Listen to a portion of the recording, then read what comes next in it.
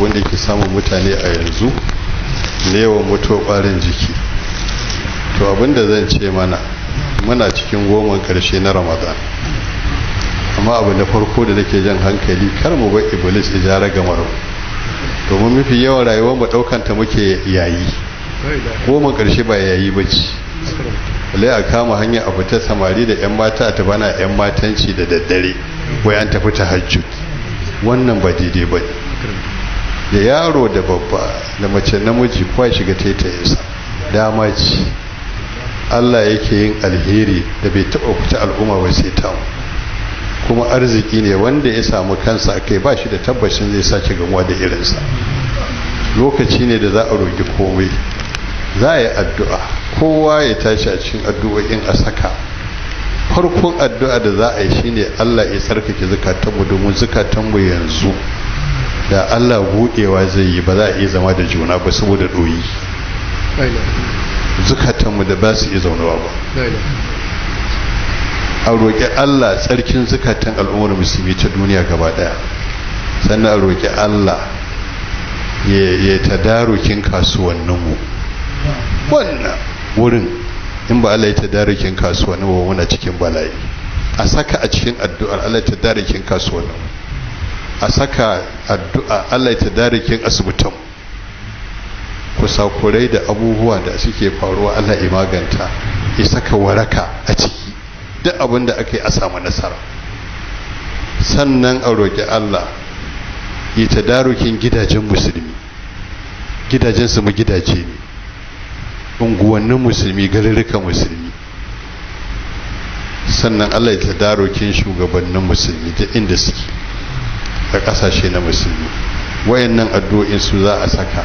Sannan makarantu na ilimi Allah ya tadarukin su da rahama, domin makarantu da yawa daga karatun ake, amma harkar ta shafi duniya ita ce take ƙara haɓaka, harkar lahira tana yin baya.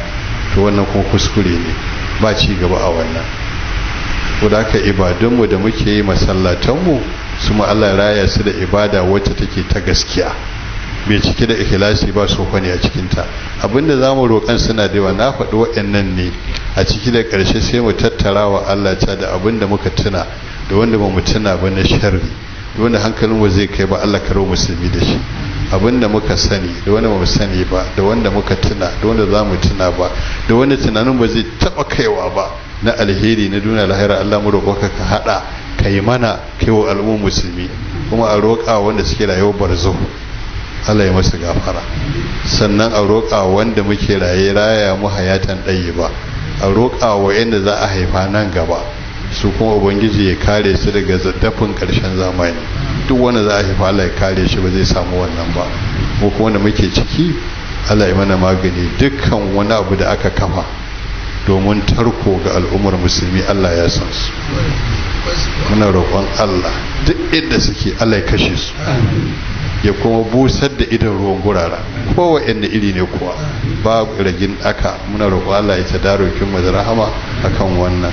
Sannan kuma roƙi Allah subhanahu wataala mai da mu masu hankali, domin kusan zamanin nan ne ma yake zama zamanin wawaye, babu nutsuwa ko daya. Na da cin abin da na gani a wannan tafiyar da muka yi, mu taɓa haɗuwa da matsala irin wannan ba, ma ba matsalar komai ba. Duk abin da aka harba namu ba mu muka yi ba, wa'yansu ne kawai kana tafiya sai laɓa ka ɗauki hoton ka sai harka mutane. In muka ɗauki hoto muka harba duniya wa muke gawa? Dan adam zai mana wani abu, Allah fa muka ji nema, ko mun je masa bibi da ati muzijati da haja wacce take ba za ta karɓu ba, so muke rakan mu ya karɓa. Amma kana cikin tafiya sai wani ya koma gefe sai ɗan hoto sai turo mutane ya kwamen yadda ransa yake so. Yana cikin zamanin wawaye kenan, ba ɗaya da muka taɓa turowa, amma mutane suke sa su dinga sawa, ba ka da motsi ko sai wani ya ɗauka. Bai san cewa wannan abin da yake annamimanci bane, in ya mutu haka ba zai shiga aljanna ba.